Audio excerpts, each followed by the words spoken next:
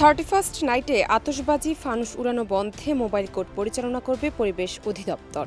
এমনটাই জানিয়েছেন বন ও পরিবেশ উপদেষ্টা সৈয়দা রিজওয়ানা হাসান। 31 ডিসেম্বর সকালে সিনেট ভবনে তিনি এ কথা জানান।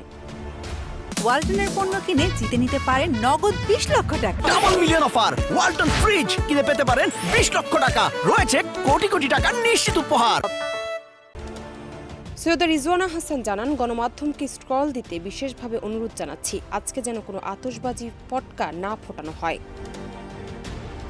সন্ধ্যার পর থেকে মোবাইল কোর্ট পরিচালনা করা হবে। তিনি জানান, আমরা গাছ সুরক্ষা আইনের জন্য একটি আইন করেছি। এই আইনের মধ্যে পেরেক ঠুকে বিজ্ঞাপন বন্ধ করার একটি আইন সংযোজন করা হবে। এটা আইনি বিধান অনুযায়ী যখন আসবে তখন এতে শাস্তির বিধানও চলে আসবে বলে জানান তিনি। জান্নাত নিপু, দেশ রূপান্তর।